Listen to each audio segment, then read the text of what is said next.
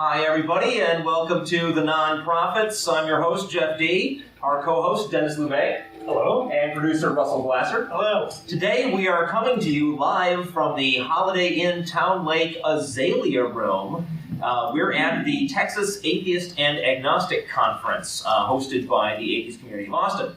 Now, we've done theme shows before, right? One time we broadcast from a former rainforest. That's right. But that was not really. But not really. That was just an audio CD. And another time we were captured by space aliens. And then we're great. That really happened. That really happened. But we know that some people, can be skeptical, and well, they should be. So just to prove that we're in fact here at a conference and not broadcasting from Glasser Studios, can we get a quick yeehaw from everybody out there? We have a room full of 20 some odd, for some odd people. We're at the conference, and they're going to be our live in-studio audience today. All right, that's cool. It has been a huge technical challenge to get us to go out over the air from Yes, it has, but someplace other than our normal location. Now we get to find out whether our jokes actually elicit laughs. Yeah, we never get to hear that. Yeah, instead of LOL, which we usually get in the chat room. Right. Yeah. So Russell, how have we achieved this? Well, first of all, the 2-minute lag is up, so you'll be happy to know that we are broadcasting on the Atheist Network. All right. There's always some question. That's how we know everything actually works. I told somebody earlier that this requires only some technical knowledge and about $100 of equipment. I'm actually revising that up to $200 plus the computer, which you already have. What we've got here is a soundboard, which you can buy for about $60. They range. There's a range. Better ones are more. We've got 3 microphones, which are actually fairly cheap. They're about $10 to $15 each. With brand new microphone cables this week, right? Right. Not the old, horrible, crackly ones. Yeah, well, these are cheap microphone cables too, but they've got some life in them. They're new cheap microphone cables. Right. That's the important. We have a stereo here, and the software that we're using is Shoutcast. You can just search for that on Google or something. Shoutcast basically transmits our broadcast out to anyone who happens to know the address we're broadcasting on. Plus, but we can't handle a lot of connections. We can handle up to 32 connections max. So what we've got is our friends over at the Atheist Network. Hi, Reggie, who may not be listening, but we always appreciate it. Reggie has the Atheist Network, which broadcasts 24/7 with different kinds of atheist programming, including some funny stuff from like George Carlin, Tom Likas, and a small but loyal number of pretty excellent shows, including his own. So what happens is that he picks up our broadcast, and then he rebroadcasts it out with a much higher bandwidth rate so that he can handle as many people as want to tune in. Do we know how many people are listening live right now?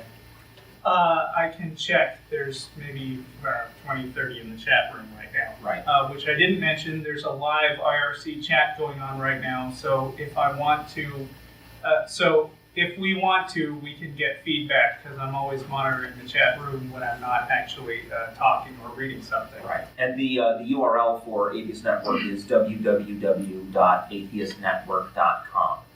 Right. We also keep an archive of the last 7 shows or so. That's about 3-4 months worth. On our website, which is atheist-community.org, you just click on NonProphets Radio Show. Right. On the link. And did I leave anything out?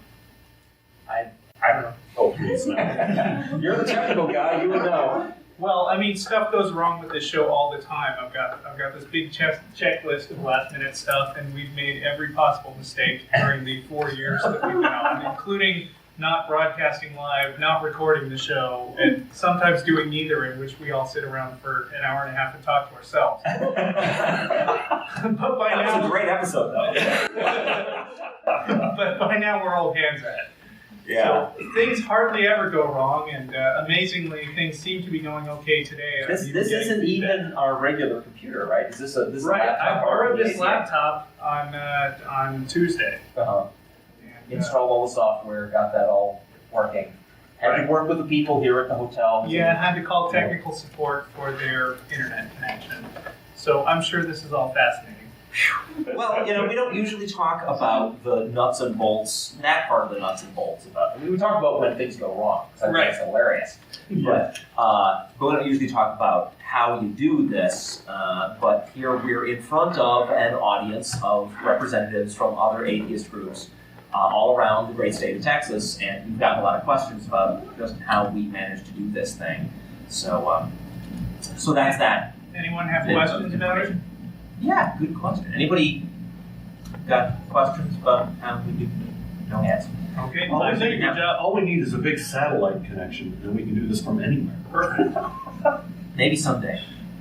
Now, another thing that's different about this show, apart from our geographical location, is usually we don't have guests. We're not a call-in show. We don't, arrange guests over the phone. We're not actually set up for that. That would take some additional pieces of equipment to hook into a phone line so we can have callers. But today we're in front of this audience of representatives of different atheist groups, and we have the keynote speaker for the entire conference sitting here right with us at the table, Michael Newdow. Well, good, thank you. Anybody out there listening to our show, and we expect that we're broadcasting to fellow atheists who are relatively up to date on what's been going on. And in case any of you though have been living under a rock, Michael Newdow challenged the recitation of the Pledge of Allegiance in public schools when the words "under God" are included in the pledge in California, and went all the way to the Supreme Court on that, which then punted. Is that basically? Yeah. So, we can't miss this opportunity to have a guest for our first time ever, and somebody is in our little community. My first question for you is, what have we not heard? I mean, are there any interesting tidbits that things that happened as part of your whole effort that didn't make it into the press that people have talked about? Do you think people ought to know? I'd say the main thing is the whole ruling, which was that I would have sufficient standing on my trial. And I always try to get every interviewer to delve into that. Is why did this guy lose his legal custody of his kid? And you think that somebody would be interested in that, since the whole case hinged on that. Right. And nobody ever probed into that question. You would also think you would have heard why I lost it. Speaking loud enough, so I'll try to speak louder. You would also think that with the religious right after me to some degree after this case, and for 2 years this was in the papers, and nobody ever heard a single word about why I didn't have the legal custody of my book to do drugs, why I accused people, what's going on. And the reason I lost legal custody of my child was because I fought to get 50% time with my child. That's the only reason. Really? Nothing I've ever done wrong with taking care of my child. My child loves me beyond belief. I love her beyond belief. She continually asks to have equal time with her dad, and I've been fighting and losing everything I never worked for the right to be in equal time with my child. That's the other constitutional claim that I spent my life trying to change. So that to me is a major issue, and it's not just me. This goes on with non-custodial parents. First of all, that term non-custodial parent I think is deeply offensive. There's no reason when two parents are not together, they both have a fundamental constitutional right to parenthood, and they should both have equal custody as far as I'm concerned, unless you show some harm to the child. And our states, instead of just accepting that, have created this nonsensical system that's based on nothing. There's absolutely no data. There's not a single study, not one, that has ever been created or attempted where they've shown any benefit of the system that we have. We waste incredible amounts of money and it just violates the Constitution. So it's not the establishment clause, it's not atheism, and that's the aspect of the case that should have gotten out there. So, Well, you say that is the reason why you were I don't know the legal term. Ding. Ding. But was that spelled out explicitly in the Supreme Court's ruling? What the Supreme Court said was that, it was clearly an excuse. It's very interesting because it was written by the majority opinion was written by Justice Stevens, who had previously written in another case called Lewis that the Supreme Court shouldn't in dissent because the Supreme Court had done something similar. And he said, "This is terrible. This is, what are you looking at on standing basis for? We should be expanding standing. We shouldn't deprive people of rights on the basis of standing." And then he went and wrote this opinion and did exactly what he said he should do.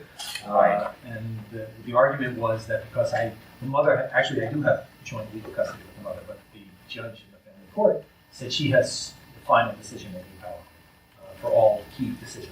For instance, in medicine, I'm board-certified in emergency medicine. I'm on the faculty at UCLA. I have 25 years of experience. The mother, her entire knowledge of medicine goes back to the fact that she's the daughter of a woman who worked in a doctor's office. She has final decision-making power to make any decision, medical decision for my daughter. It doesn't make much sense to me. I'm not asking for decision-making power, but I'm asking for equal power.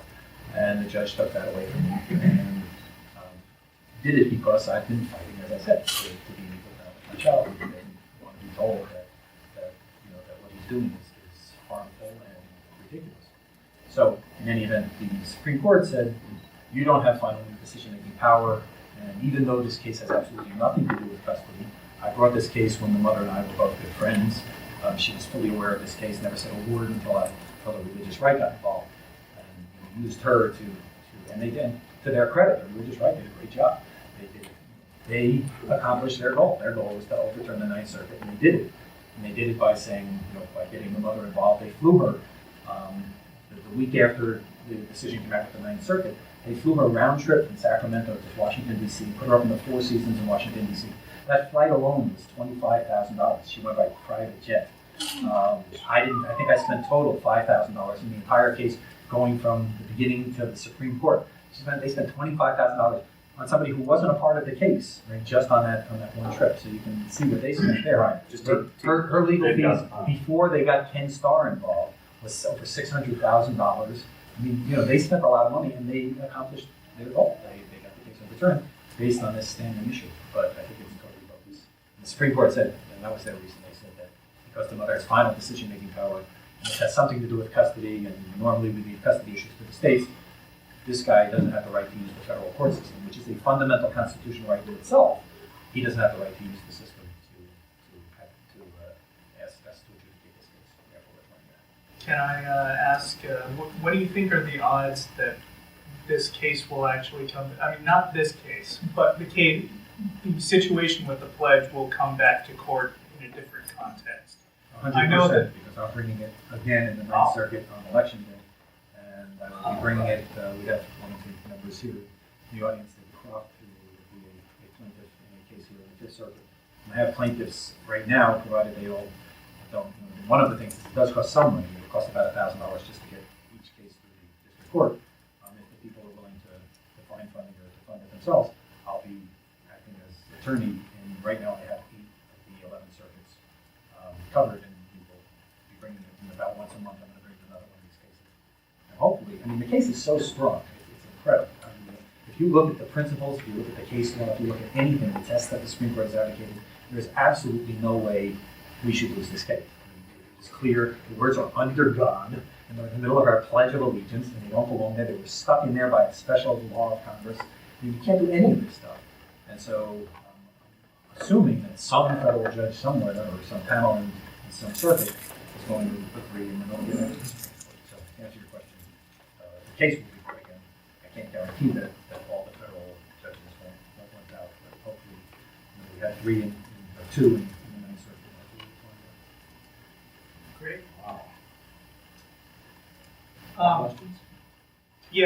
You guys, I imagine that very few people in this room were watching the debate last night because you were all here. I caught like the last 10 minutes of it driving home. I watched it. Did you? Yeah. And? It was very bizarre. Bush was very loud and shrill. It was Loud and shrill. strange. It was strange. But like animate instead of just sitting there. Oh yeah, repeating no. the same The whole layout of this debate was different. They didn't have a podium, so they'd stand up and walk around and talk to an audience, which was all around them. Which So I it was- liked. It was very animated. Yeah, it was very nice. I just brought this up because you might be interested to know that the president mentioned you. Not by name, but somebody asked the question in the room, Mr. President, if there were a vacancy in the Supreme Court and you had the opportunity to fill that position today, who would you choose and why? And his reply was, I would pick somebody who would not allow their personal opinion to get in the way of the law. I would pick somebody who would strictly interpret the Constitution of the United States. Let me give you a couple of examples, I guess, of the kind of person I wouldn't pick. I wouldn't pick a judge who said that the Pledge of Allegiance couldn't be said in a school because it had the words under God in it. So in effect, first he says I wouldn't pick somebody who would let their personal opinion get in the way of the law. And then he went on to explain how he would pick someone who would let their personal opinion get in the way of the law. I'm actually upset that he didn't mention my name because he's invited me to the White House many times. Really? Yeah, I turned it down. I think this. Are you serious? Okay. Invite to the White House. Wow. Yeah. Okay. Well, so you've got you're lining up relatives to bring this case. Yeah, let me just say too. Actually, there's only two circuits that I don't have. Yeah. At least probable plaintiffs at this time. Yeah. So that's the D.C. circuit. So if anyone knows anyone from the D.C. circuit, and the other is the Sixth Circuit, which is Ohio and the states around there. So if anybody knows Sixth or Eighth, if you're in Sixth or the Eighth, actually I think it's the Eighth, which is the Midwest, I think, like Dakotas and stuff like that. If anyone is in the Eighth Circuit and is willing to be a plaintiff, try to, and their children are in public schools, resetting the pledge and come out with their How would they go about doing that through your website? through the website, yeah, to restore the pledge.com. Cool. More questions. Questions from the audience. Why don't we just repeat them? Yeah. Okay, easier that way than moving microphones around. There have been any number of challenges since '54 when that happened. Would you be able to give us a very, very brief recount of what those were and reassure us that whatever precedents were set in those cases would not affect your cases? Yeah, the question is the past cases, the challenges for the Pledge of Allegiance. Justice O'Connor actually uses that in her decision. Justice O'Connor, in the case, the Elk Grove case, my case that I went to the Supreme Court, the way it was decided was 5 justices said I didn't have standing. It was interesting because those justices are the ones who generally are very liberal with standing. And then 3 judges said I do have standing, Chief Justice Rehnquist, Justice O'Connor, and Justice Thomas. And those are the judges who are generally very parsimonious with standing. So it's completely reversed from what you'd expect. And the 3 justices who said I do have standing said simultaneously that the pledge is constitutional. And Justice O'Connor wrote, she says it's a close call, but she's going to say it's constitutional. And one of the reasons, she gave a whole bunch of reasons which, from my mind, from my looking at it, those reasons are the very reason we have an establishment clause. One of the things she said, though, is that there's been so few people who've brought this case, that therefore it doesn't really bother people much. That makes as much sense as to So say, that's an open invitation to more. well, I mean, I'm going to have at least 8 cases within the next year to show that that's hardly the case. It's also, she said there were only 2 that she was aware of. In fact, there were 3. She left out the first one, which was Joseph Lewis, who did a challenge within 2 years at the time the pledge was changed with Under God, and he brought it in state court in New York, and the state court threw it out to it's patriotic.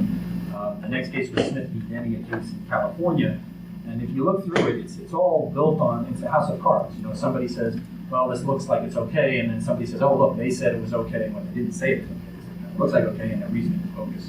And that's what happened in Smith v. Denny. And then in 1992, there was a case called Sherman, which is in Illinois. Robert Sherman brought a case. He lost, and that was they brought the case just before Lee versus Weissman, the coercion case involving high school prayer graduations was brought. And so they got the benefit of the statements that were made in Lee versus Weissman. And that was in the Seventh Circuit. When you read the opinion, it's such a ridiculous opinion. I mean, they just ignore all of the tests, all of the law, and just say it's okay. So there were 3 cases that I'm aware of that were brought. I don't think there were any others. And then my case came. I don't think those precedents are at all strong. They weren't really brought up during the course of my case. And again, the main case that was ruled, that was used by the Ninth Circuit to say that the Dutch wasn't constitutional was Lee versus Weissman, which hadn't been decided for any of those cases yet. So that's still out there. And Justice Thomas, I might add, in his concurrence or dissent, depending on how you want to characterize it, in the pledge case that went to the Supreme Court, Justice Thomas said, hey, if you look at Lee versus Weissman, if you look at everything that we've said as the Supreme Court, this is unconstitutional. So he ruled against me because he contends that the Establishment Clause was never incorporated, like under the 14th Amendment. All of the other, most of the other clauses of the Bill of Rights have been incorporated. Even though they were addressed only to the federal government, we've incorporated them with the 14th Amendment to apply to the state governments. And he says the Establishment Clause is different. It's not an individual right, even though it's in the middle of the Bill of Rights. And he says that it's and to some degree he's correct. I don't want to completely disregard it. The Establishment Clause was, to a large degree, actually probably exclusively at that time, to protect the states from having the government infringe with an establishment, because the states, many of the states, most of the states had established religions at the time. So he said this was not something that should have been incorporated. I would say it wasn't a Bill of Rights because it is a fundamental right. It's a fundamental right, individual, of the citizens of this nation to not have the government advocate for a religion that they don't adhere to and be turned into outsiders, as Justice O'Connor has repeatedly stated. So I would say it's very much, and as atheists, I think we all know that there is a tremendous stigma to be an atheist in America, and that is perpetuated by the government when it continually tells people, hey, we're a nation under God. In God we trust. God saved the United States Army Corps. Start off every session with prayers to God. You are telling everybody real Americans believe in God, and other people will tolerate you, but you're not the real thing. And I think we have a right not to have our government say that. We have another question, Don on the left. Yeah, you're controversial within the atheist community for holding the stance that atheism is a religion. Would you care to comment on that, or? Sure. I think What is the question? sorry, the question is atheism a religion? And many atheists don't like that thought.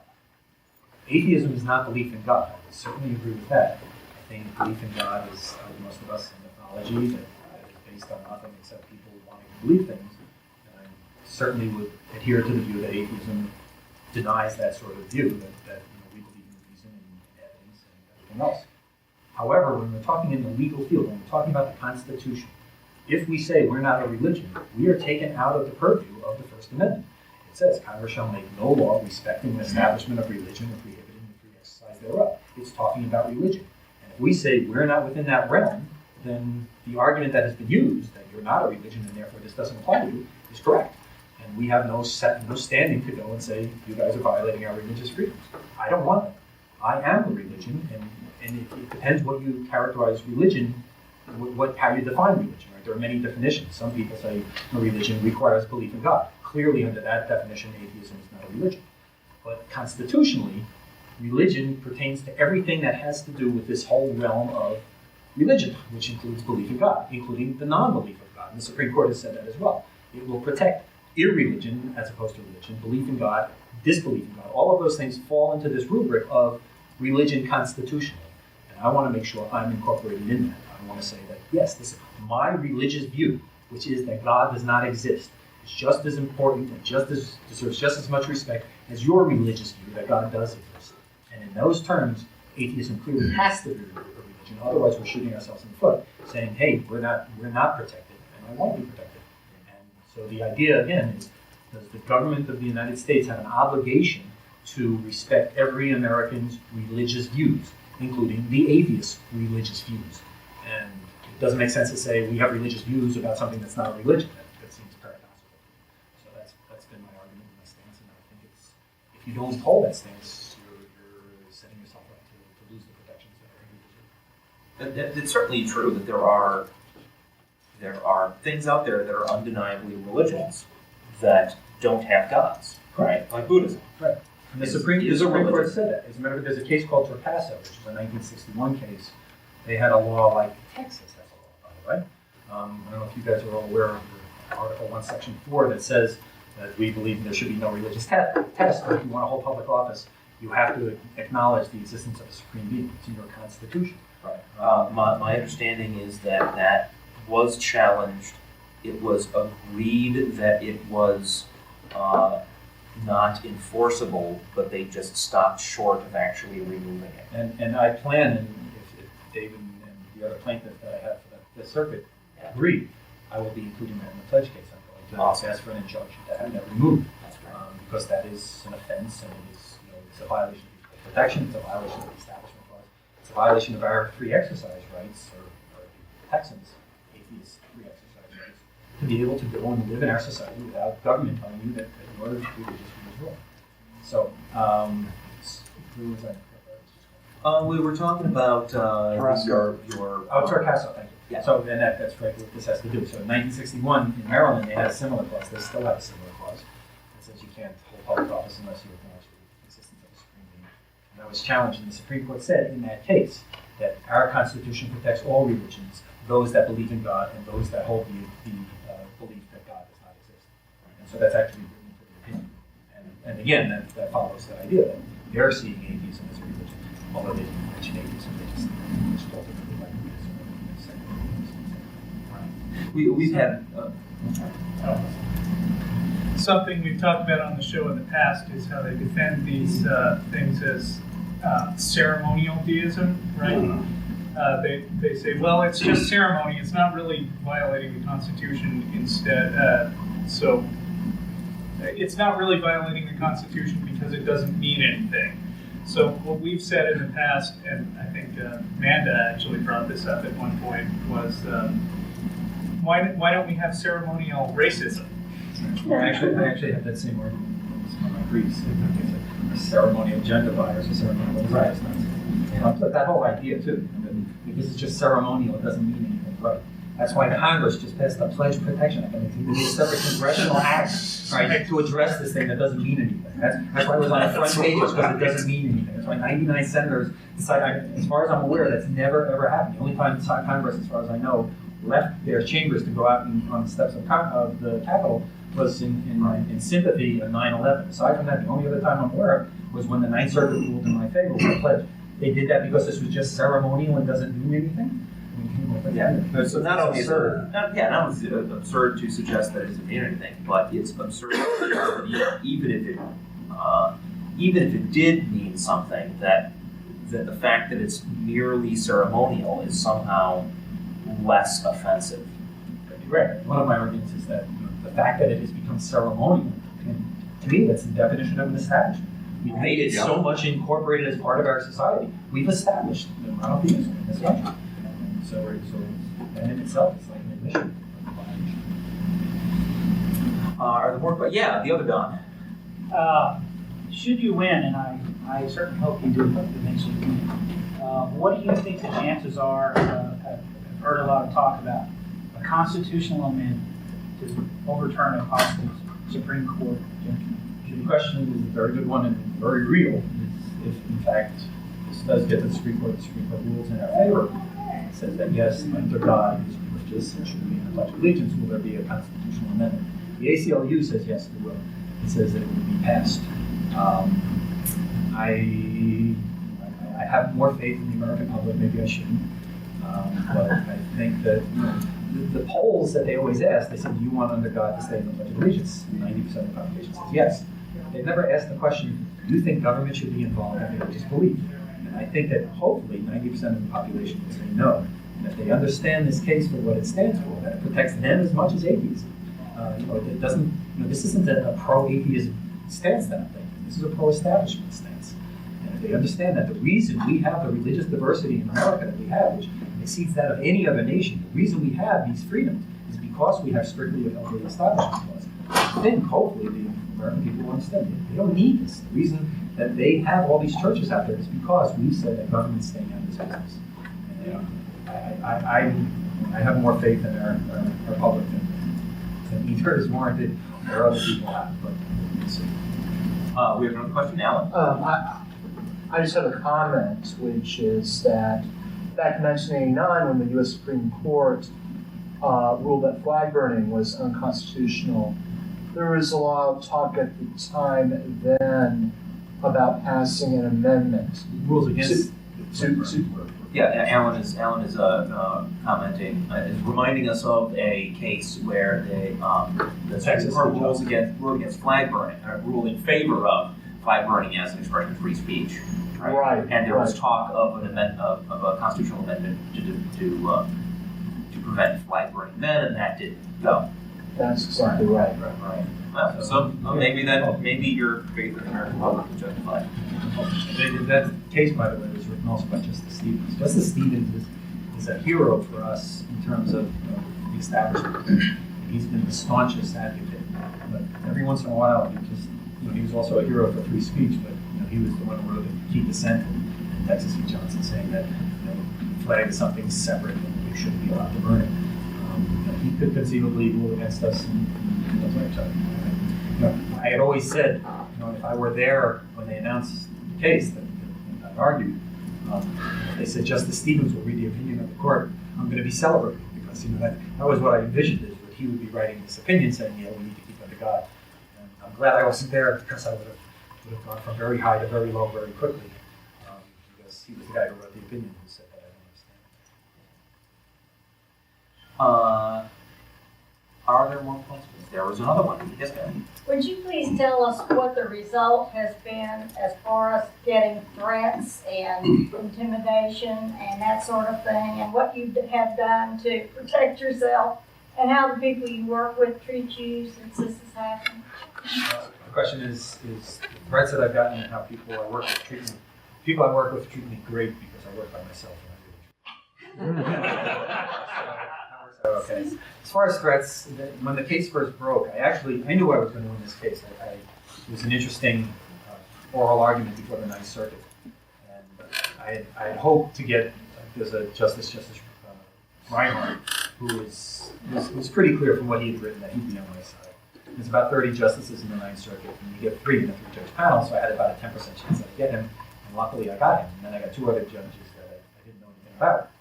And one of them was Judge Goodwin, and in the middle of the oral argument, he asked me some question, which I answered something other.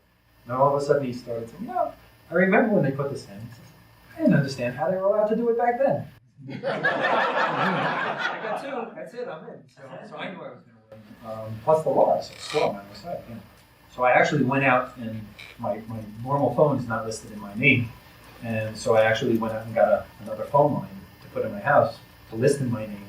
Because I knew people were going to be looking for me, so I'll make it easy for them.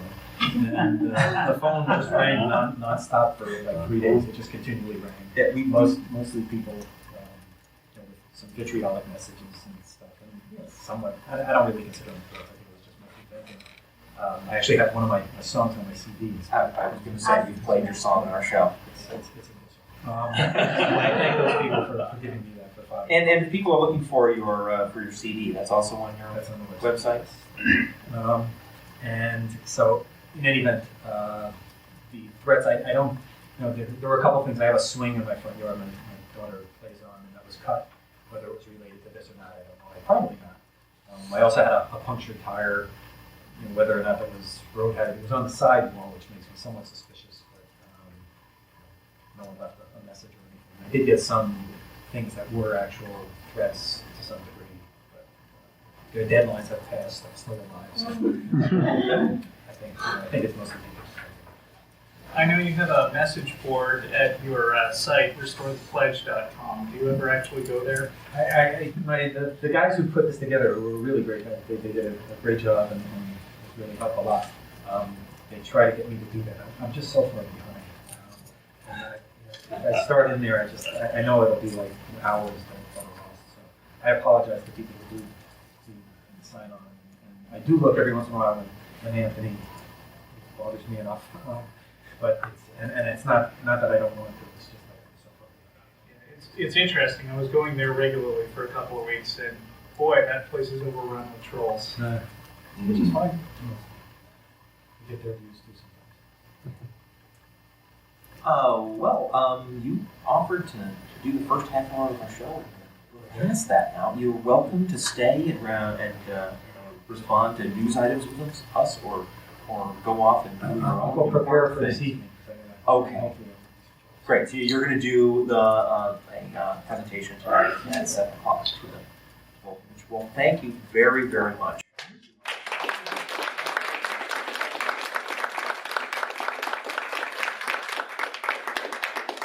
Well, that's awesome. Cool.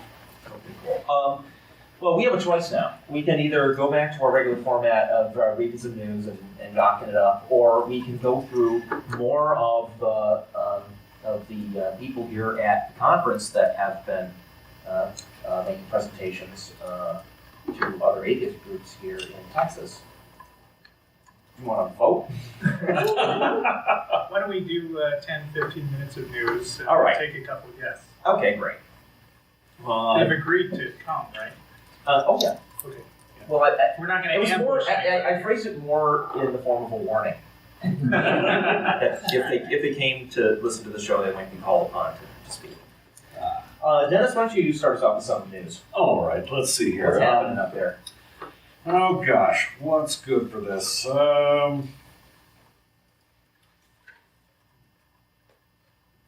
Yes, speaking of the Supreme Court, this one they didn't punt. By the way, Well, so Mike to speak. Newdow is now getting a gold star from the chat room. They like that. But let's see, Supreme Court won't hear Alabama Ten Commandments case. Washington, AP. The Supreme Court rejected an appeal Monday from ousted Alabama Chief Justice Roy Moore, who lost his job after defying a federal order to dismantle a Ten Commandments monument. Moore has become a high-profile crusader for the Ten Commandment monument as a result of the dispute over his 2.5-ton granite display in the state courthouse. A federal judge ruled that Moore violated the Constitution's ban on government promotion of religion when he placed the monument in the rotunda of the judicial building in the middle of the night in 2001. Yeah, accompanied by a film crew sent by a televangelist. Mm-hmm. Gee, in the middle of the night, you'd think he knew he was doing something wrong? The display was moved last Just, year. for the documentary that they made and sold on this televangelist's program, maybe it's just better, Just for money. for dramatic purposes. Right, the lighting and it. Yeah. It's an artistic decision. The display was moved last year over Moore's objections, and the state court removed him from office. Yay! Also over his objections. Yeah, I would imagine so.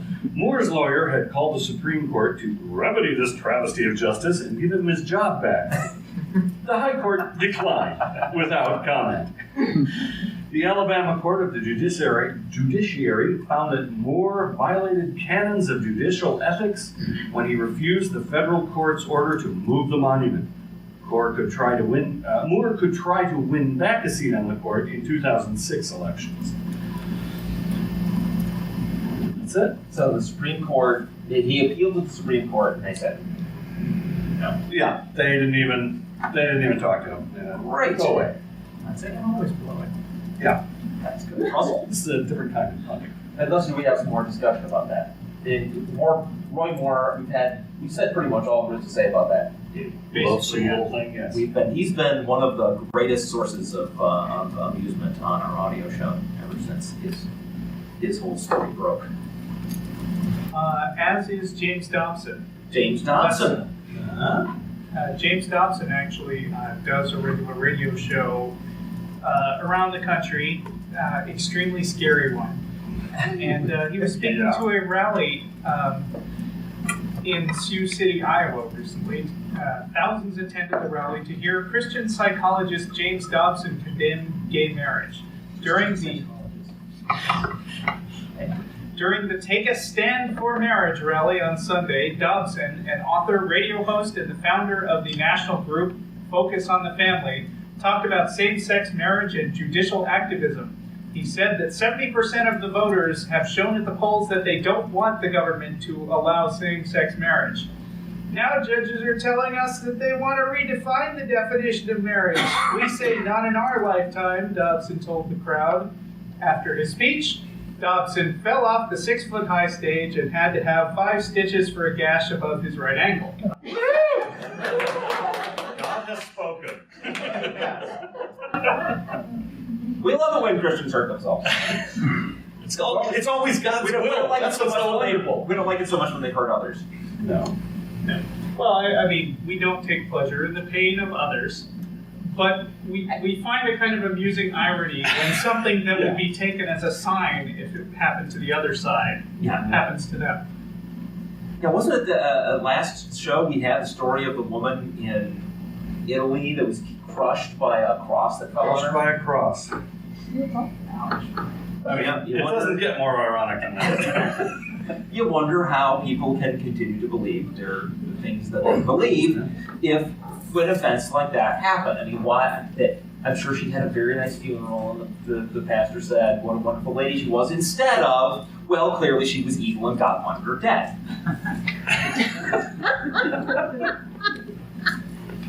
And of course, we always like to bring up the guy who played Jesus in The Passion of the Christ, allegedly getting hit by lightning. Right. Yeah. Okay, well, here's a little more lunacy. Jerusalem. Greek Orthodox and Franciscan priests got into a fist fight Monday. This story is from the 27th, so it's a week ago Monday. At the Church of the Holy Sepulchre, Christianity's holiest shrine, after arguing over whether a door in the basilica should be closed during a procession. Wow. Closed. Open. Closed. Open.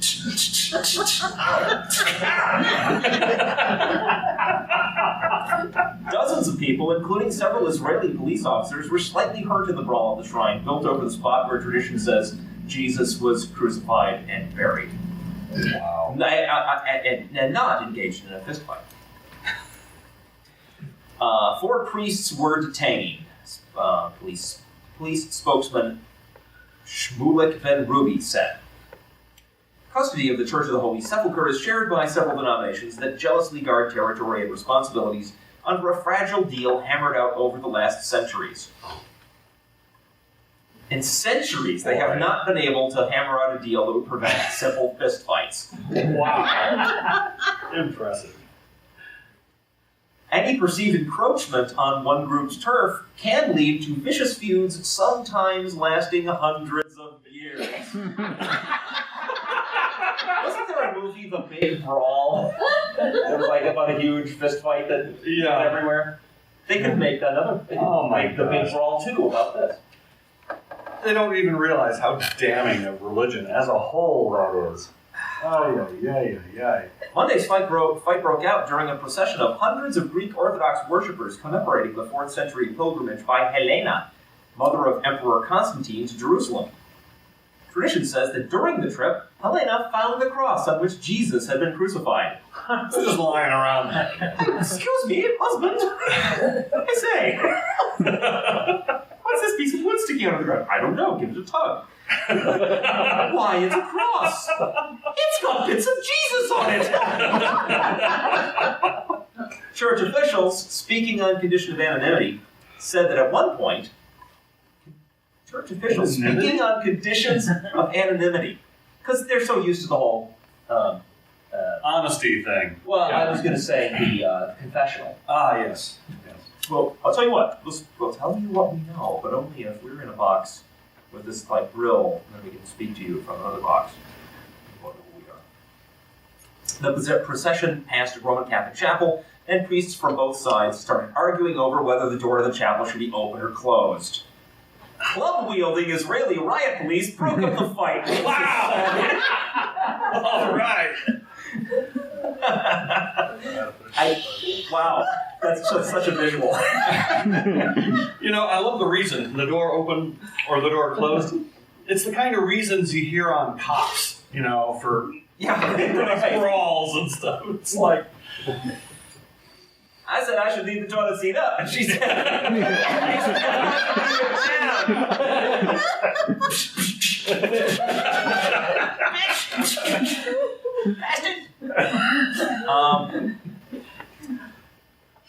Greek Orthodox priests dressed in black robes and donning elaborate headdresses marched out of the church as bells rang loudly. Carrying gold staves and roses, they marched through the church courtyard and down a narrow stone alley as Greek Orthodox Christians clapped and cheered. And then apparently there was a fist fight. I'm surprised they didn't use those golden staves. I actually have another story about a fight. Oh yeah? Yeah. Go for it. And Segue. I can't pass up the good segue. Oh wait, hold it. There's one fight. Go for it. Capper to this. A year earlier, the Greek patriarch and Armenian clergyman designated to enter the tomb at this church exchanged blows over a dispute over who would be the first to exit the chamber. After you! No, after you! No, after you! When a fight breaks out over who's going to leave a tomb first. So that evokes horror movies to me. The tomb is opening! Let's get out of here! Me first! No, me! Russell? Yeah, well, there was another fight, this one related to a debate, but also spurred by religion. Yeah. This was on October 1st. After watching the presidential debate Thursday night, two UNC students ended up slapping each other while fighting over who Jesus would vote for in the election.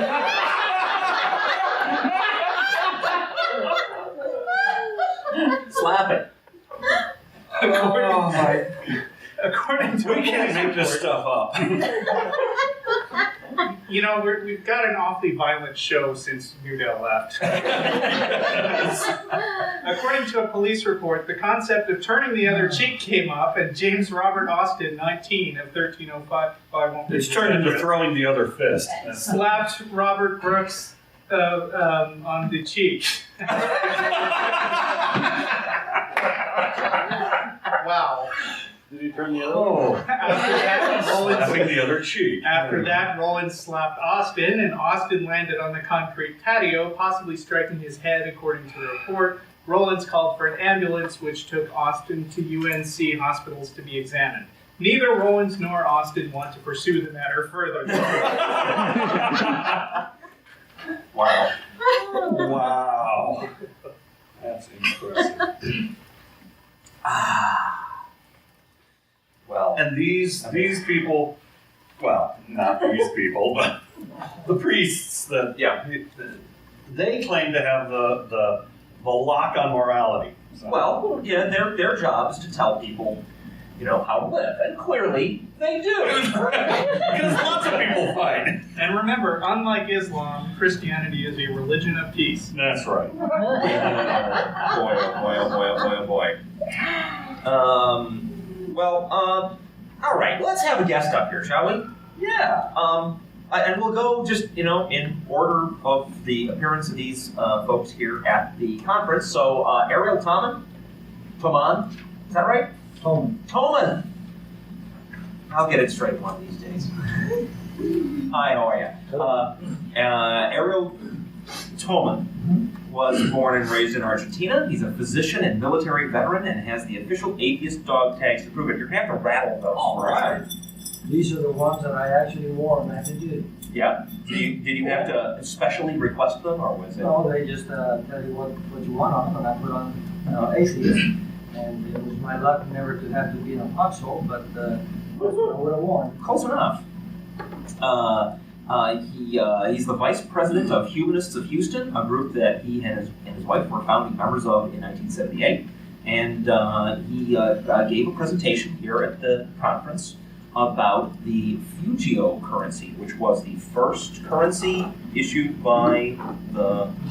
First, it was issued by the Continental Congress a few months before the Declaration of Independence, and it was issued again in 1787, a few months before the Constitution, and basically the same design both times.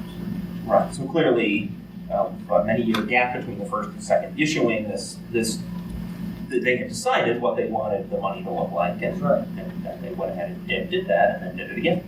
Now, it's not going to be possible to do your whole presentation. You had this great chart with showing the lifespans of the signers of the Declaration of Independence and of the Constitution.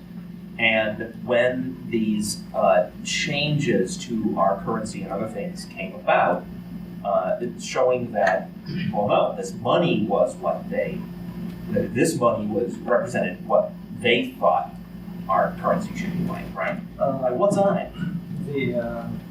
What really prompted me to start this was a book that I happened to find, which talked about the future currency and how one particular motto was used instead of "In God We Trust," which came later. And that wording kind of confused me. How can you say something that was used instead of something that didn't exist yet? That kind of got me going. But to make that particular part of the long story short, the founding fathers in 1776 and again in 1787 said, these are the three mottos we want in our currency. One of them is, in English, is "We are one." The other two, first is the word "fugio," which in Latin means "I flee," and it is displayed on the coin and the bills together with the sun shining on a sundial. Where the sun shining on a dial means time. The word "I flee," put these together, means time flies. Right. Symbolically represented. And the third motto, which supposedly was proposed by Benjamin Franklin, and this is the one that really caught my eye, and this is the one that the book mentioned specifically that got me started. The third motto is "Mind your business." Oh, that sounds like Ben Franklin. And I think that that's a very appropriate motto for this day and age. So that got me started looking at who were these people, why did they say that, what else did they do, and how come we got all this other stuff being thrown at us by these Johnny-come-lately history revisionists. And that's where I have a graphic representation of. And you have a website where that you said was still under construction, but construction, part of it is already available as far as seeing the chart, but it's far from complete. My son is doing it for me, and he's my beloved personal nerd, and it just so happens he can only do so much. Well, can we share the web address with our listeners? Yeah. Because they can go there now and see some of it and keep coming back as more content goes. Yeah, it's www. 1776 Fugio, that's spelled F-U-G-I-O dash 1787.com. Okay. Yeah, that was a fascinating thing. I'd never heard of that currency. Yeah, never heard of it. That's like I say, it was a happenstance, as I mentioned this morning. I went to a half-price bookstore, and God, in His infinite wisdom, had me just pick out this book off the shelf, and in His infinite wisdom, had me open it to that page, and the world will never be the same again. Well, that's fascinating evidence to support what most of us are aware of, but a lot of religious people are not. That, well, no, this nation was not founded to be Christian. That's exactly right. That's the gist of my whole presentation and this chart and the historical timelines that I show on. Well, that's great. It was a fascinating presentation. Thank you very much. You had a question and answer session already this morning. Any further questions? Anything anybody want to ask on the air? Anything from the chat room? There's one. Why do you think they adopted time flies as a model? The question is, why do you think they adopted time flies as a model? What I have found is that probably the three mottos may have been suggested by a very eminently practical, down-to-earth, creative genius by the name of Benjamin Franklin. And basically the man was saying, let's get on with what we have to do. Other than that, I don't have any direct connections to Benjamin Franklin. Well, okay, we're going to move on to the next guest. Thanks very, very much.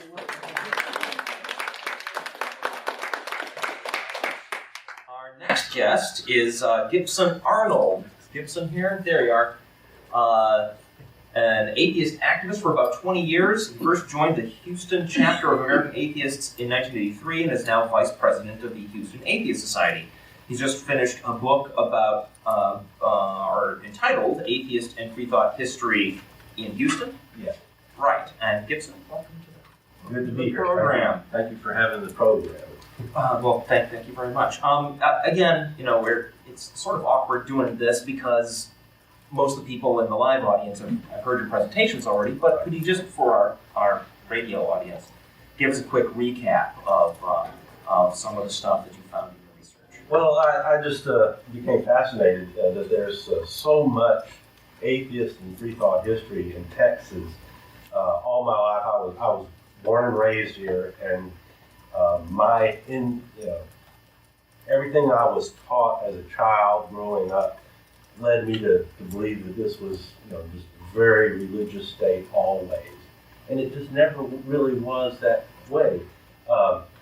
The War of Independence, Texas War of Independence from Mexico was to some degree an anti-clerical rebellion, because there were Protestants and there were deists and other anti-clerical types who did not want their new homeland to be a Catholic theocracy.